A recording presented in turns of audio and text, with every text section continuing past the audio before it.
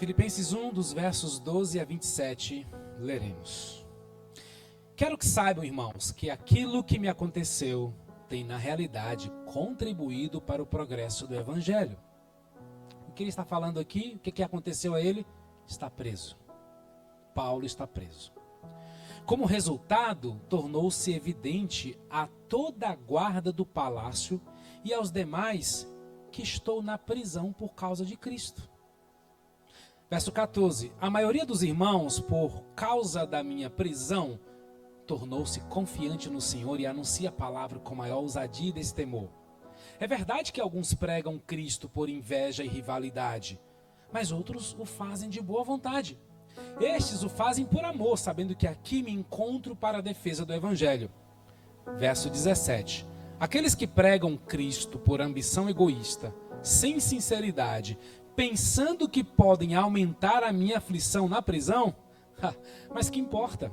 O mais importante é que, de alguma forma, seja por motivos falsos, seja por motivos verdadeiros, Cristo está sendo pregado e por isso me alegro. De fato, continuarei a alegrar-me, pois sei que serei liberto por causa das orações de vocês e da provisão do Espírito de Jesus Cristo. Estou no verso 20. Aguardo ansiosamente, espero que em nada serei envergonhado. Ao contrário, com toda a coragem de sempre, também agora Cristo será engrandecido no meu corpo, quer pela vida, quer pela morte. Verso 21, verso central da nossa meditação. Porque para mim o viver é Cristo e o morrer é lucro. Entretanto, se continuo vivendo no corpo, terei fruto do meu trabalho. Então, já não sei o que escolher. Estou pressionado dos dois lados. Desejo participar e estar com Cristo, o que é muito melhor. Contudo, é mais necessário, por causa de vocês, que eu permaneça vivo. Convencido disso, verso 25, sei que vou permanecer e continuar com todos vocês para o progresso e alegria na fé, a fim de que, pela minha presença com vocês outra vez, a exultação de vocês em Cristo Jesus transborde por minha causa. Outro verso importantíssimo, verso 27. Não importa o que aconteça, vivam de maneira digna do Evangelho de Cristo, para que assim, quer eu vá e os veja, que apenas ouça a seu respeito na minha ausência, fique eu sabendo que vocês permanecem firmes em um só espírito, lutando unânimes pela fé evangélica. Queridos, nós estamos desenvolvendo nesse mês de fevereiro uma sequência de ministrações chamado Abastecidos. Na primeira mensagem nós falamos sobre a importância de manter o tanque espiritual abastecido, aprendendo a descansar a alma, porque a alma agitada não consegue fluir. À medida que você reconhece seu cansaço, o cansaço que drena as suas forças, Jesus está fazendo um convite: vinde a mim. Esse convite também significa: tomem sobre vocês o meu jugo, isto é, eu não ando sozinho, eu dependo de Cristo, que me faz um convite, não só vinde a mim, mas aprendam de mim.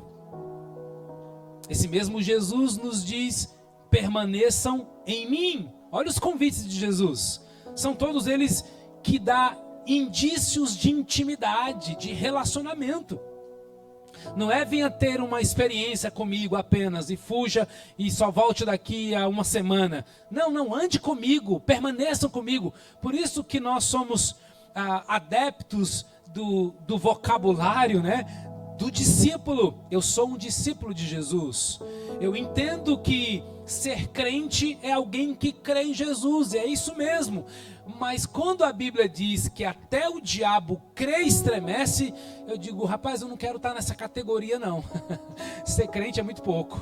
Eu quero ser discípulo, porque eu creio e eu sigo, eu creio e eu permaneço, eu creio e eu aprendo, eu creio e eu desenvolvo. Então Jesus está dizendo, para você ter a alma descansada, aprenda de mim. E ele então finaliza dizendo, por quê?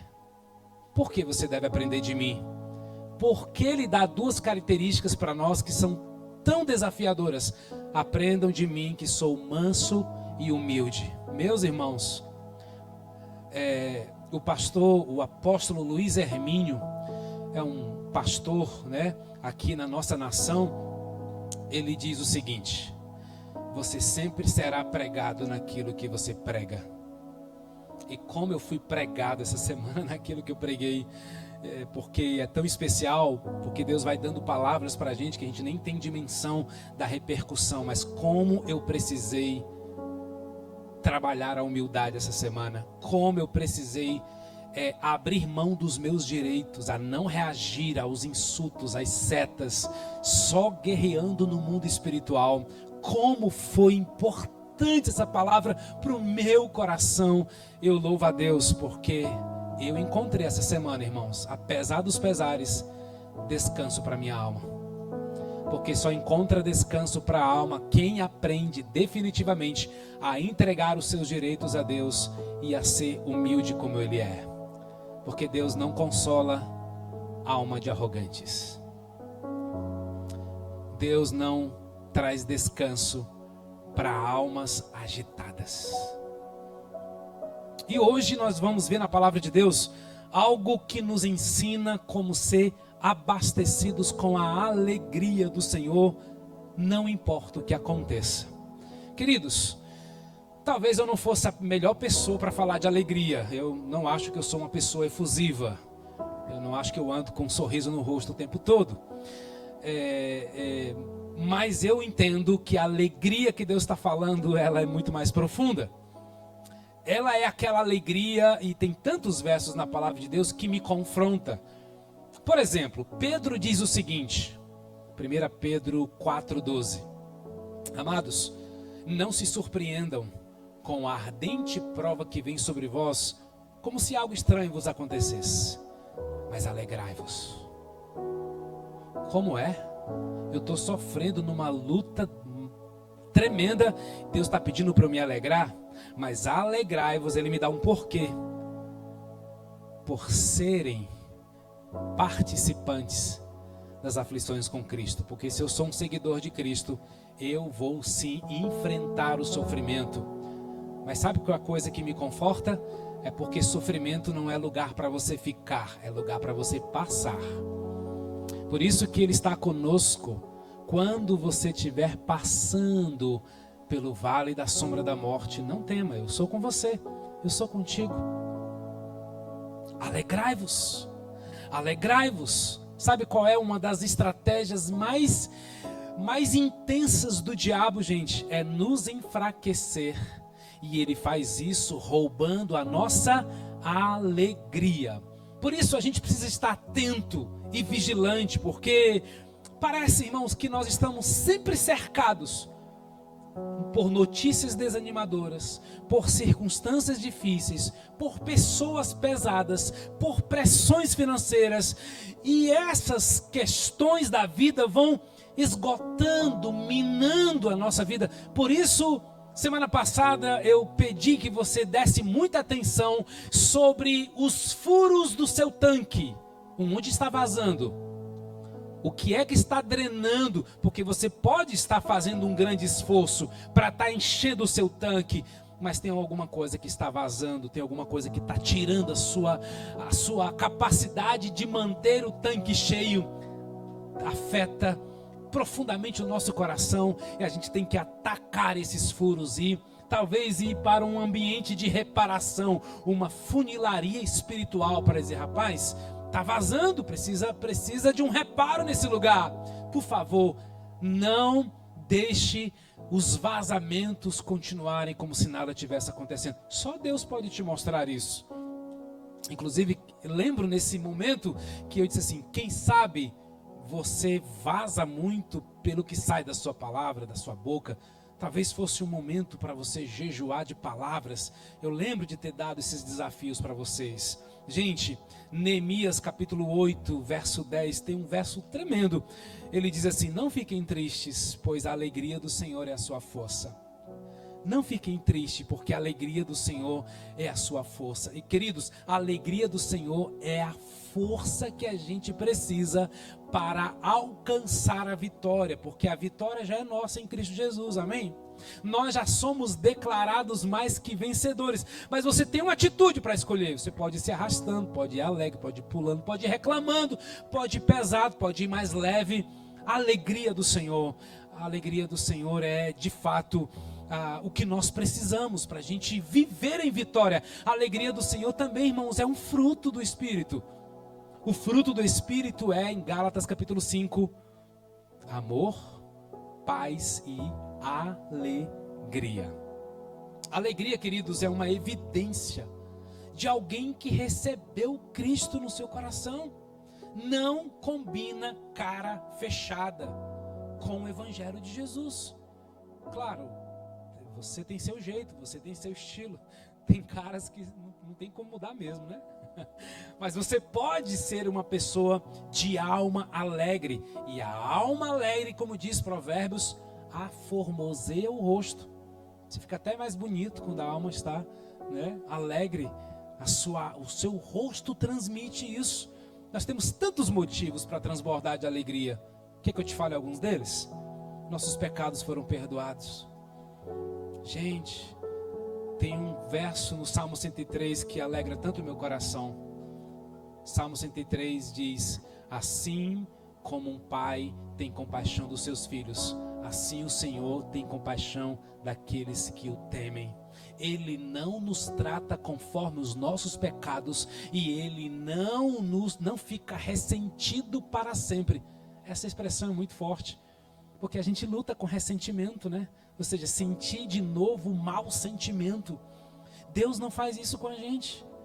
Se você pecou ontem e você mesmo achou tão feio o que você fez, você veio para a presença de Deus, pediu perdão, foi de verdade, foi de coração, Ele já te perdoou, Ele está sorrindo para você de novo. Nada pode impedir você de entrar na presença dEle. O nosso nome está escrito no livro da vida. Isso deveria alegrar o nosso coração muito mais do que uma informação. Cristo foi preparar um lugar para a gente se encontrar com Ele nas bodas, com as bodas do Cordeiro. Ele virá e nós teremos um encontro com Ele face a face. O Senhor nos prometeu nos deixar uma presença do Espírito Santo. Ele nos deixou recursos sobrenaturais que vai nos dar sustento na nossa vida. A Bíblia, irmãos, é um livro santo, sagrado, poderoso, que tem notícias de manchetes muito mais atuais, muito mais poderosas, significativas do que as notícias que a gente vê nos jornais. A Bíblia é um presente de Deus, o Espírito Santo é um presente de Deus, a igreja é um presente de Deus, sua família é um presente de Deus. Isso deveria nos alegrar. Deus nos concedeu tanta coisa. Com tudo isso, como caminhar por essa vida com um espírito tão triste, né, queridos? A alegria do Senhor é a nossa força. A alegria do Senhor não é uma sensação de euforia, é um fruto do Espírito. Os cristãos cheios do Espírito Santo, irmãos, são cheios de alegria. Então eu faço uma pergunta para a gente desenvolver a nossa ministração nessa noite. Como ser alegre, não importa o que aconteça? Como manter a alegria a despeito da situação? Isso é algo que todos nós precisamos aprender. E tem um livro na Bíblia, meu Deus, esse livro é Filipenses, gente. Eu de vez em quando estou correndo para ele, porque eu lembro de alguém que estava preso, que sofreu pra caramba, que é o apóstolo Paulo, e falou de alegria, escreveu sobre alegria, ele não murmurou, ele até considerou, rapaz, pois eu já devia aproveitar essa oportunidade e pedir para morrer logo, né? Mas como a gente leu aqui, meu Deus, para mim viver é Cristo, morrer é lucro. Eu até poderia partir, mas eu ainda tenho uma missão a cumprir. E Paulo continuou naquele lugar. Leia Filipenses de tempos em tempos. Salmos também é um livro que eu leio quando eu estou com a alma batida, eu preciso de uma palavra de esperança. Fica aqui uma dica para você. Filipenses, Salmos, são livros extraordinários para, encher o nosso tanque. Porque a gente aprende com Paulo aqui como manter-se alegre. Um ponto muito interessante, irmãos, é que Paulo escreve essa carta quando ele estava preso. E eu quero destacar mais uma vez o verso 27, que diz: não importa o que aconteça, daí a pergunta, não importa o que aconteça, exerçam sua cidadania de maneira digna do Evangelho de Cristo, para que assim, quer eu vá e os veja, que apenas ouça a seu respeito em minha ausência, fique eu sabendo que vocês permanecem firmes num só espírito, lutando unânimes pela fé evangélica. Não importa o que aconteça, permaneçam firmes, vivendo da maneira digna do Evangelho. Esse é um desafio muito importante, porque nós sempre enfrentaremos ladrões da alegria. Ladrões tentando roubar a nossa alegria. Tem alguns que são bem conhecidos e eu preciso só comentar com você, para você contextualizar-se. Quais são os principais ladrões de alegria, gente? As circunstâncias da vida. Meu Deus, quantos de nós somos afetados pelas circunstâncias da vida? Outra coisa, as pessoas e as crises relacionais. Essa é um ponto que o inimigo de Deus usa o tempo todo. Pessoas e crises relacionais querem sugar a nossa alegria dia e noite, semana após semana. As pressões terrenas, gente, pressões do trabalho, pressões de tomadas de decisões, pressões financeiras. Também tem um outro ladrão de alegria, que é a ansiedade. Muitos cristãos estão fracos na fé, exatamente porque não conseguem ter alegria diante dessa realidade. É um desemprego que bate a porta, é uma pessoa que nos trai, é alguém que inesperadamente vai te apunhalar pelas costas. Isso vai drenando mesmo as nossas forças, isso entristece o nosso coração. Mas a Bíblia ensina que a alegria é uma escolha. A Bíblia ensina que a alegria é um fruto. Se é um fruto, eu escolhi semear. Gente, Deus não faz crescer aquilo que a gente não semeia. Não confunda frutos com milagres. O milagre pode acontecer sem que você nem peça. Lembra dos 4 amigos levando o paralítico até Jesus? Jesus curou aquele camarada pela fé dos amigos. Deus faz isso. Mas deixa eu te perguntar, com que frequência Deus faz isso na sua vida? Normalmente, Deus está trabalhando princípios e valores. É por isso que ir para Jesus só no desespero é uma fé infantil. Ela pode ser verdadeira. Aliás, nossos filhos são verdadeiros. Mas como eles falam coisas que não tem nada a ver, não é verdade? Como eles pedem coisas que não tem nada a ver? Eu acho que a gente pode amadurecer. Como? Observe princípios e valores. Existem leis espirituais, gente. Colheita é uma lei espiritual. Você semeia, você colhe. E eu preciso dizer de tempos em tempos que parece que é uma barganha, mas depende da motivação do seu coração. Sim, não é nobre você negociar com Jesus. Jesus não é sócio de ninguém. Jesus não faz negócios com ninguém. Jesus dá. Jesus honra princípios. Ele honra os que honram, diz a palavra de Deus. Se você honra uma autoridade, você recebe a unção daquela autoridade. Se você desonra uma autoridade, você não recebe a unção daquela autoridade.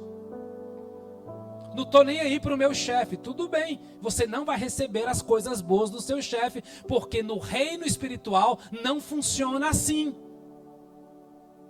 Quando a esposa honra o marido, ela está obedecendo uma ordem da palavra de Deus e ela vai receber das palavras de bênção que sai do seu marido, porque ele é uma autoridade.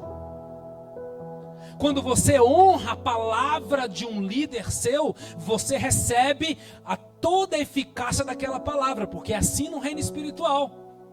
Lembra de Mical, esposa de Davi, desonrando o seu marido porque ele estava dançando na presença de Deus? Sabe o que ela colheu com aquela desonra? Ficou estéril, porque você não recebe daquilo que não honra. Da forma positiva, você recebe aquilo que você honra. Isso é uma chave que virou no meu coração, irmãos, alguns anos atrás. Eu sei que ainda sou estranho para algumas pessoas, mas vai chegar o tempo que nós aprenderemos a honra, os benefícios, o poder da honra. Honre ao Senhor e você receberá dele os benefícios de um rei. Abre o mundo espiritual. Honre o seu chefe. Honre o síndico do seu condomínio. Honre o camarada que está exercendo uma autoridade em qualquer lugar que você está passando. Se está num shopping, tem uma autoridade lá, seja numa loja, seja um segurança. Honre a voz daquela autoridade. Você recebe do que você honra. Não sei porque eu entrei nisso, eu vou voltar para o texto. Tá bom? Alguns diriam que eu me perdi. Não me perdi não, estou consciente. Filipenses 4:4 vai dizer: alegrem-se sempre no Senhor. Alegrem-se sempre no Senhor. Direi novamente, alegrem-se. Alegria de um cristão, queridos, não é um sentimento, não é apenas uma emoção. Alegria é uma escolha. Escolha ser alegre. Escolha uma posição de alegria, porque a alegria é a nossa escolha de confiar no amor de Deus. A nossa alegria é uma escolha de confiar no seu caráter fiel, na sua palavra, no seu propósito. Por isso, irmãos, mova-se por uma palavra. É a palavra de Deus. Creia nisso, ponha fé nisso, creia mesmo. Não se mova sem uma palavra de Deus. Eu aprendi alguns anos atrás a diferenciar a opinião de conselho, de mandamento. Amigos dão opinião. Pai, mãe, líder, um pastor dá um conselho. Mas só Deus dá mandamento. A gente precisa aprender a surfar nessas três áreas, entende?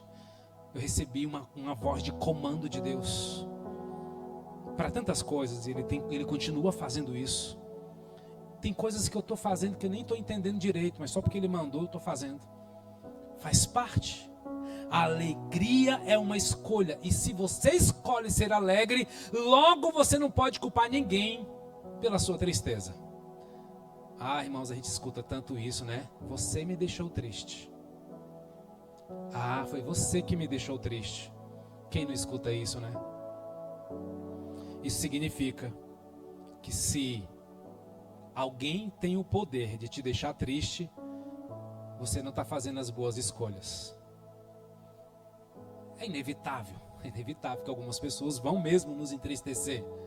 Mas cuidado, a posição para escolher ser alegre, o posicionamento deve ser superior, mais importante do que ser afetado pelo erro, pela tristeza do outro.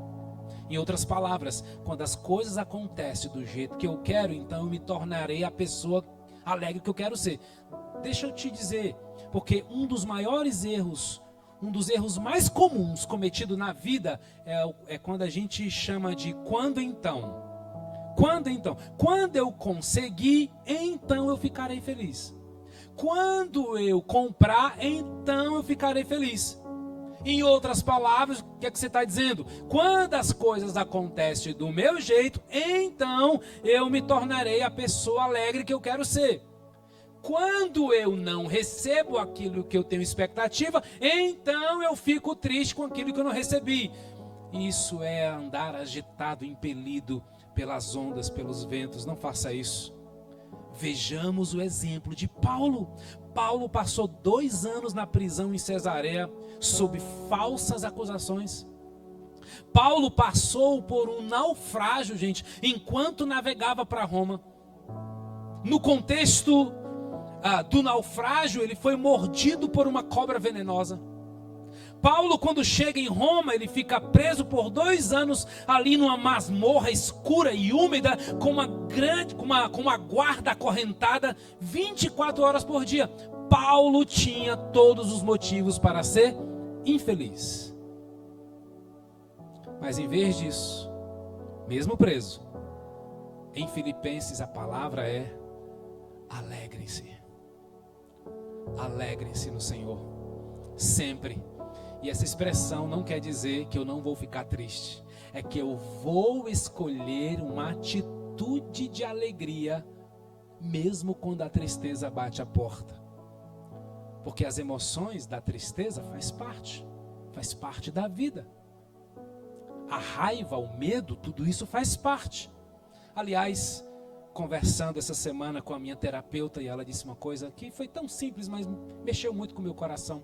Ela disse o seguinte: Orlando, a grande virtude dessa nossa geração não é mais o que nos acontece, não é mais o como reagimos ao que nos acontece, mas é em lidar com as emoções dentro de nós enquanto acontece o que acontece. Meu Deus, que profundo. E é verdade. Você sabe que uma tristeza faz você mudar um plano rapidinho. Você sabe que uma tristeza faz você deixar de ir para um lugar que seria legal, que seria bacana. Tava tudo certo, o jantar estava sendo preparado, mas foi dito uma coisa, te entristeceu, eu não vou mais, aí você fica emburrado. Quantos de nós somos movidos por isso, somos levados por isso? Meu Deus, a gente precisa ser curado pela palavra, a gente precisa ter sabedoria, nós precisamos mesmo da alegria do Senhor que vai mudar. Ah, Jesus, muda a sintonia. Ei, tem uma casa, tem uma família, tem uma mesa, a comida está aqui, vamos mudar a atitude, vamos celebrar sim, nada vai mudar o nosso plano, nós vamos seguir adiante. Parece que nós estamos muito fracos nisso. Porque se a alegria do Senhor é a nossa força, então a tristeza nos leva à fraqueza. Isso vai atrapalhando nossas relações, nosso casamento, nossos compromissos, a nossa disciplina. Tantas coisas pequenas nos deixam triste e a gente não vai adiante por causa disso. Gente, em Filipenses, Paulo deixa escrito algumas escolhas que ele fez para ele ser alegre. Algumas escolhas que Paulo fez para ser alegre e forte, independente do que acontecesse na sua vida. São 4 escolhas que Paulo fez para ser sempre alegre e forte. Cada uma delas para enfrentar os 4 maiores ladrões da alegria, já compartilhado com vocês: as circunstâncias, as pessoas, as pressões terrenas da vida e a ansiedade. Qual foi então a primeira escolha de Paulo? Eu posso ser alegre e forte se lembrar que Deus pode fazer com que qualquer circunstância coopere para o meu bem. Está aí. Posso ser alegre e forte se lembrar que Deus pode fazer com que qualquer circunstância coopere para o meu bem. Gente, tem um dos versículos da Bíblia que eu acho que 90% dos cristãos que eu conheço sabe citar. Às vezes não sabe o endereço, mas sabe dizer: sabemos que Deus age em todas as coisas para o bem daqueles que amam a Deus, dos que foram chamados de acordo com o seu propósito. Claro, alguns só vai direto no ponto, né? Todas as coisas cooperam para o bem. Tem alguns que só sabem essa parte, né? Mas esse é um verso muito poderoso. Como é difícil viver esse verso. Mas não é impossível. É possível viver essa palavra. O texto não diz que todas as coisas que acontecem são boas. Escute isso. Porque não são. A Bíblia não diz que todas as coisas que nos acontecem são boas. Não são. O texto diz que em todas as coisas, e não diz todas as coisas, mas em todas as coisas. Por isso você não deve ser grato por tudo, você deve ser grato em tudo. Porque tem coisa que acontece com a gente que eu não queria que acontecesse mesmo não, né? Eu não agradeço por isso não. Mas uma vez que você está passando, em tudo você pode agradecer. O texto não diz que em todas as coisas, e todas as coisas que acontecem, elas são de fato boas. Não, algumas são ruins. É que Deus age para o nosso bem mesmo nas coisas ruins. O bem não é o que acontece, o bem é o que Deus faz até mesmo com o mal que nos acontece. Amém? Deus pode transformar mal em bem a nosso favor. E eu sei que todos vocês devem ter alguma experiência. Eu não escolheria isso, não gostei do que eu passei, mas um ano depois você disse, graças a Deus. Uma coisa bem leve, meu pai ia me tirar do jogo de futebol com os meus amigos para dizer, deu 5 horas, bora para a nossa aula de sanfona. Meu pai é um cara disciplinado, estruturado, né? Daí eu aprendi isso dele, tinha hora marcada. Então, por isso que você conhece seu pastor, né? Marcou hora comigo, estarei lá. Cadê você? Né? 7h30, 7h31, cadê você? Né? Porque meu pai, 5 horas da tarde, tinha que me ensinar a tocar sanfona. Viu, Bianca? Bora tocar teclado, 5 horas da tarde? Lara. E na maioria das vezes eu não gostava, porque eu queria no meu tempo. Meu Deus, como eu sou grato por isso. Como eu sou grato de ter tido um pai disciplinado, organizado, que me deu senso de começo, meio e fim. Quando ele não sabia mais ensinar aquilo que ele pôde me ensinar, ele disse, agora eu vou lhe matricular numa aula de teclado. Aí eu fui fazer aula de teclado. Aí o professor chegou para ele e disse assim, tá bom, já deu, ele já aprende, o que eu sei ele já sabe. Aí meu pai disse, agora você vai fazer uma aula de piano. Aí do piano eu fugi, 2 anos depois, né? Porque aí o negócio é mais complexo. Mas como eu sou grato, eu não gostei, mas como foi bom para a minha vida. Isso me deu senso de começo, meio e fim, método, né? Rapidinho, Deus me dá a habilidade de criar um método para aquilo que eu acabei de aprender. Nunca fui professor de sanfona, mas eu sei que quando eu começar a dar aula, esse tempo vai chegar, viu, gente? Já tenho até ideia de como é que vai ser, né? Eu sei que Deus vai me dar um método também, porque esse senso Deus foi plantando no meu coração lá atrás.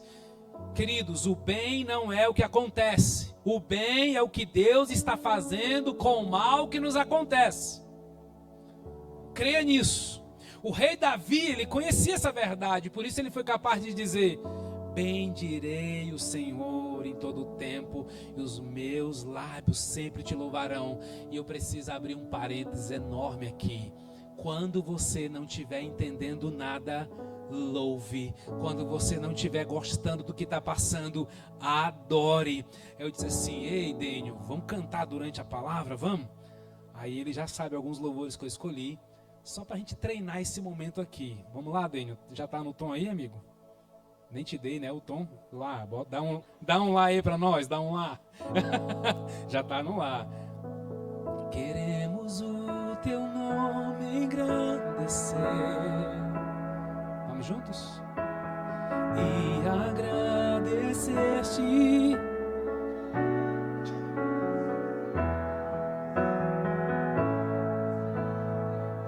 Infinito amor, pois só tu és um Deus eterno sobre toda a terra e céu. Você pode estar vendo pequeno os resultados na sua empresa. Você pode estar vendo pequeno os resultados no seu casamento. Você pode estar vendo pequeno os resultados na sua célula, mas você está cantando grande, grande, grande ao Senhor, acima das minhas inquietações, acima da minha visão. Grande, grande. Salmo 48. É o Senhor e muito digno de... Está vendo tudo pequeno, mas você está declarando grande ao Senhor. Na cidade do nosso Deus, teu santo monte, a alegria de toda a terra.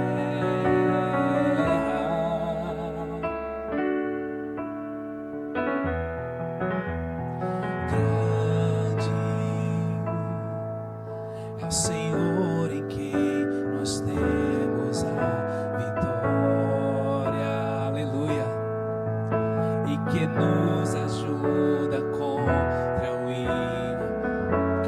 das circunstâncias tem guerras espirituais, não é? Por isso diante dele nos... Qual foi a última vez que você dobrou seus joelhos só para adorar? Ajoelhado, de mãos erguidas para adorar. Queremos o teu nome engrandecer. Tudo dando errado e você tá lá. E agradecer-te.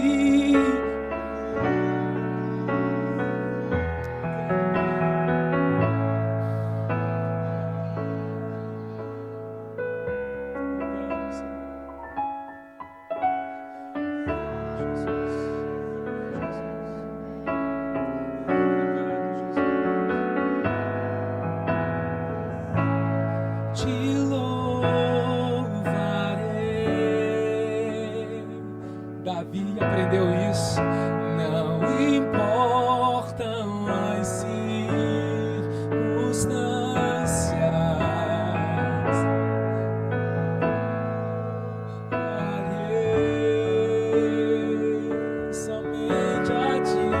somente a ti, Jesus. Tu és soberano sobre a terra, sobre os céus. Tu és Senhor absoluto. Tu és soberano. Tudo que existe, isso, tu sabe. Ele sabe muito bem. Ele sabe muito bem. Tu és tremendo. Esse é o Salmo 8, que diz: e apesar desta glória que tens, como é majestoso o teu nome, Senhor. Quem é o homem para que com ele te importes? Aleluia. E esse amor tão grande eleva-me, amarra-me a ti. Tu és tremendo, não se frustrarão, não se frustrarão. Jó 42. Os planos de Deus ninguém impedirá. Pode o vento soprar, a terra pode se abalar, mas os planos de Deus ninguém impedirá. E se passares pelas águas, eu estarei contigo, filho. E se passares pelo fogo, ele não te queimará. Eu estou contigo, filho. Contigo, filho. Eu estou contigo, filho. Eu estou contigo, filho. E se teu barco parecer que vai naufragar, está balançando pra lá e pra cá, está causando medo em teu coração, está causando dúvidas, cadê Jesus? Mas olha só quem vem aí, andando sobre as águas. Se quer Jesus andando sobre as águas, está dando uma ordem para o vento. Sou eu dono do tempo, sou eu dono daqui, sou eu dono do mar. Sou eu, sou eu, sou eu, sou eu, sou eu. Aprenda a louvar quando você estiver passando por provações. Verso 12 a 14, Paulo diz: quero que saiba, irmãos, que aquilo que me aconteceu tem ao contrário servido para o progresso do Evangelho. Gente, isso é um senso de missão extraordinário. Eu preciso caminhar com gente assim, que não fica avaliando o erro, o pecado, o que falta. Não, pelo amor de Deus, me ajuda a olhar para frente, porque os planos de Deus jamais se frustrarão, porque tem coisas muito melhores, muito maiores para a minha vida. Como resultado, tornou-se evidente toda a guarda do palácio e a todos os demais que estão na prisão por causa de Cristo. E os irmãos, não é por causa da esposa, não é por causa do filho. Tá ruim aqui por causa do... Não, é por causa de Cristo. Ele não culpou ninguém, gente. Motivados no Senhor pela minha prisão, estão anunciando a palavra com maior determinação. Paulo sempre teve o sonho de compartilhar Cristo no coração do Império Romano, gente. E esse sonho foi realizado onde? Através da prisão. Você sabia que no final da carta, Paulo dá uma saudação aos da casa de Nero? Você sabe quem é Nero? Meu amigo, o homem mais violento que já existiu. Que matava, e o Nero colocava soldados dia por dia, era tudo diferente, e os camaradas iam conhecendo Jesus. Ou estratégia. Nero sendo usado pelo inimigo com maldade, acima dele tem aquele que é soberano, que a gente acabou de cantar. Tu és soberano sobre a terra. Nero foi ajudar a publicar os 9 livros que Paulo escreveu, as suas epístolas. Dá para entender?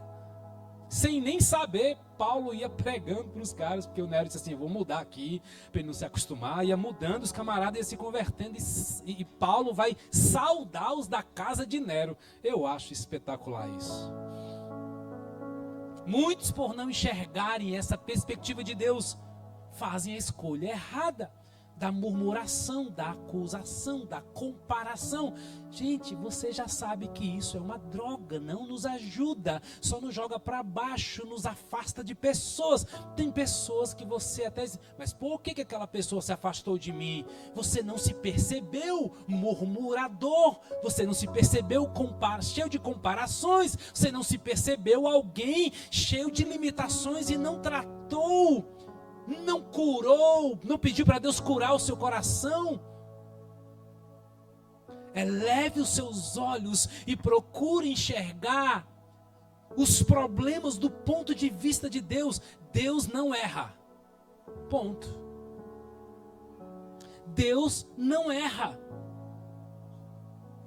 Pense no problema que você está enfrentando agora, daqueles bem complicados. Será que você poderia dizer, Deus, me ajude a ver essa perspectiva com os teus olhos? E me dá esse sentimento maravilhoso da alegria, essa emoção maravilhosa da alegria. Porque Paulo vai contando essa história maravilhosa aqui em Filipenses, e ele vai testemunhando do poder de Deus para aqueles que não conheciam Jesus. No verso 13, como resultado, tornou-se evidente a toda a guarda do palácio e a todos os demais que estão na prisão por causa de Cristo.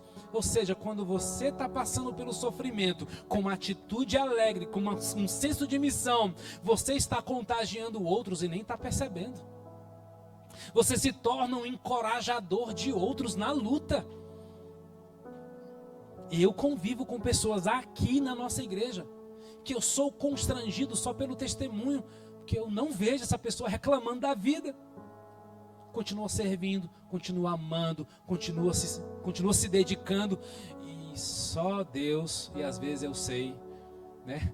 Às vezes você lá na sua célula entende qual é o preço que é pago. Meu Deus, quantas lágrimas, quantas lutas, quantas abstinências, quantas coisas você abre mão. Para quê? Para viver o propósito de Deus. Toda vez que você reagir à dor e aos problemas com alegria, com dependência, de modo que você está enxergando o sobrenatural, Deus nas circunstâncias, você será um testemunho para alguém perto de você. Então Paulo fez essa escolha. Uma segunda escolha que Paulo fez: eu posso ser sempre alegre e forte se eu nunca deixar que as pessoas controlem minha atitude. Isso é forte, hein? Enquanto Paulo estava na prisão, ele teve bons amigos que o apoiaram, mas ele também teve muitas pessoas que se aproveitaram da posição dele para atacá-lo. No capítulo 1, dos versos 15 ao 18, Paulo cita 3 tipos de pessoas que ele teve que suportar, que ele teve que só assistir sem fazer nada, porque, irmãos, Tem gente que aguenta a pressão da vida, mas não aguenta uma palavra maldita, uma crítica. É bem difícil, né? Tem gente que já aguenta muitas críticas, mas chega uma pressão, apertou as finanças, apertou alguma coisa, né, no seu condomínio, na sua empresa, você desaba. A gente tem as nossas forças, mas a gente também tem as nossas áreas de vulnerabilidade. Paulo está revelando que ele era um cara forte, porque ele dependia de Deus, mesmo por meio de pessoas que aproveitaram que ele estava preso. É verdade que alguns anunciam a Cristo por inveja e rivalidade. Você já pensou nisso? Paulo, o cara que pregou o evangelho para todo mundo, para os gentios, e aí se levanta a gente para fazer o que ele está fazendo, só porque agora ele está preso. A resposta de Paulo é conflitante, encorajadora. Eles pregam por amor, pois sabem que foi designado para defender as boas novas. Aqueles, no entanto, anunciam a Cristo por ambição egoísta. Não com sinceridade, mas com o objetivo de aumentar meu sofrimento enquanto estou preso. Mas nada disso importa. Olha essa frase. Mas nada disso importa. Sejam as motivações deles falsas, verdadeiras. Ele olhou para o conteúdo da mensagem, não quem estava falando da mensagem. A respeito de Cristo está sendo anunciado e isso me alegra. Eu continuarei a me alegrar. Que fantástica essa atitude dele. Quem foi que Paulo enfrentou? Os críticos, os que anunciam Cristo por inveja e rivalidade, os concorrentes, aqueles que agem por ambição egoísta. Qual foi o outro povo que Paulo identificou, que Paulo teve que lidar lá na cadeia sem poder fazer nada? Os inimigos. Todos têm o objetivo de aumentar o meu sofrimento enquanto estou preso. Mas vamos para a atitude de Paulo diante daquilo que poderia desanimá-lo? Verso 18, Paulo diz o seguinte: mas nada disso importa. Sejam as motivações dele falsas, verdadeiras, a mensagem de Cristo está sendo anunciada e isso me alegra. Esta é uma atitude sábia, meu irmão. Essa é uma atitude sábia de deixar aquilo que naturalmente você se colocaria de pé para reivindicar. Deus, essa semana, e fazendo uma conexão com uma última palavra, foi tão forte. Eu sei que você também foi colocado em várias situações que deu vontade de reagir, de responder. Como foi exigido isso de mim essa semana? Tinha respostas prontas, respostas claras. Deus disse: não fala, não reage, não se defenda, porque aquele que aprendeu a ser manso não precisa se defender. Os mansos são aqueles que têm a sua defesa no Senhor. Sabe o que Paulo está ensinando aqui? Eu não vou permitir que pessoa alguma roube a minha alegria. Porque quando a minha alegria é roubada, eu fico fraco. E quando eu estou fraco, eu não tenho vontade de ler a Bíblia, não tenho vontade de amar, não tenho vontade de trabalhar, não tenho vontade de nada. E essa é uma estratégia do inimigo de Deus mesmo. Nós precisamos aprender, irmãos, a não depender tanto da opinião das pessoas. Nós precisamos aprender a não depender tanto da aprovação das pessoas. Você não precisa da aprovação de ninguém para ser alegre. A alegria é uma escolha no Espírito, porque a alegria não é sua, a alegria é do Espírito. Terceira escolha de Paulo: posso ser sempre alegre se confiar que Deus pode resolver qualquer problema que me pressiona.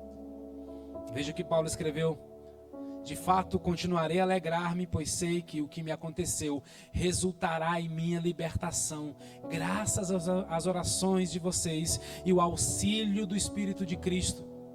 Paulo diz que ele escolhe continuar alegre, mesmo tudo acontecendo ao redor dele, mesmo com as pessoas o atacando, porque ele sabia, irmãos, que tudo aquilo resultaria em libertação. Bem,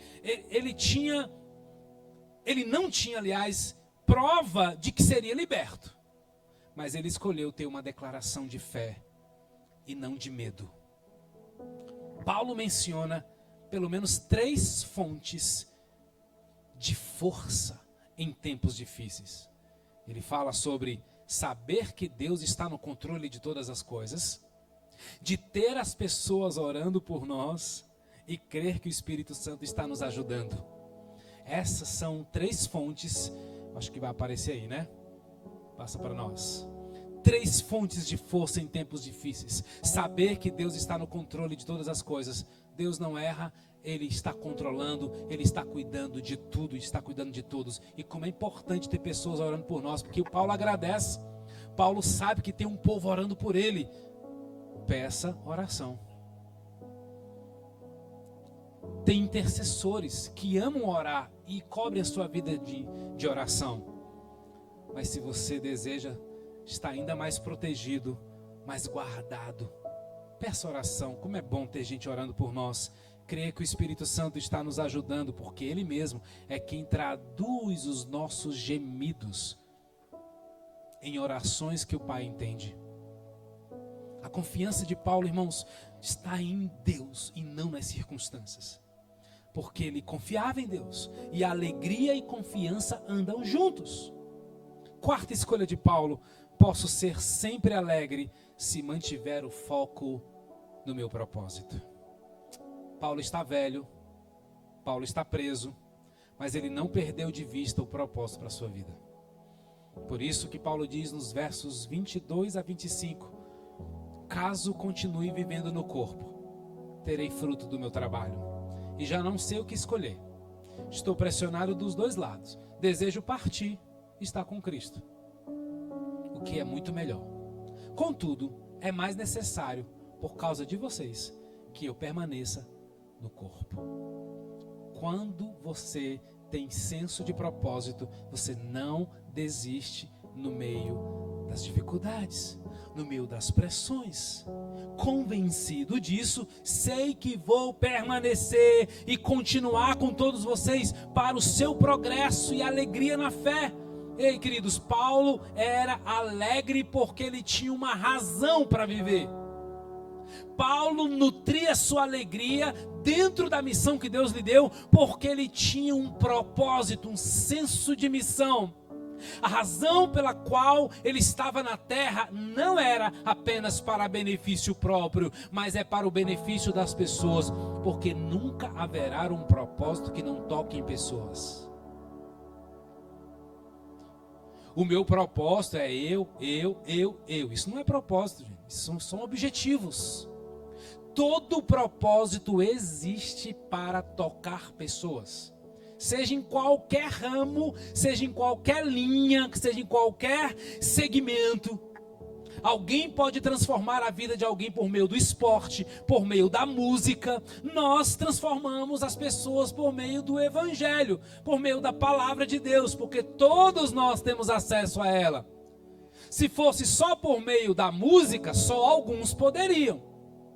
Já não seria evangelho, só alguns podem. Nem pelos dons a gente pode usar isso como argumentação. Eu tenho o dom do evangelismo e você não tem, então você não pode falar. Isso não faz sentido. Propósito sempre toca as pessoas. Essa era a razão de Paulo estar nessa terra, porque ele queria cumprir o seu propósito, mas tinha também uma visão da eternidade, irmãos. Paulo sabia que era muito melhor partir e estar com Cristo. É por isso que ele diz essa frase tão intrigante: o viver é Cristo e o morrer é lucro. O morrer é muito melhor. Ele não está fugindo. Ele tem uma perspectiva de eternidade que ele diz assim: o que me espera na eternidade é tão extraordinário que eu vou levar o máximo de pessoas comigo para que eles não pereçam. Pergunta: pelo que você está disposto a viver? Pergunto: pelo que você está disposto a morrer? A nossa alegria, irmãos, não vem da autogratificação. A nossa alegria não vem de viver só para nós mesmos. A nossa alegria vem da entrega, de viver para o benefício do outro, para a glória de Deus. Não é viver em benefício do outro para agradar o outro. é viver em benefício do outro para a glória de Deus, nunca negociando valores, nunca abrindo mão por chantagens, nunca reagindo por barganhas. Não, é por amor. É por amor. Paulo resume tudo, todo esse seu propósito, toda a razão pela qual ele nutria sua alegria em uma única frase: porque para mim o viver é Cristo e o morrer é lucro. Se eu estou vivendo, estou sofrendo, é por Jesus. Se eu vou partir, também é por Ele. Eu quero encerrar com essa pergunta.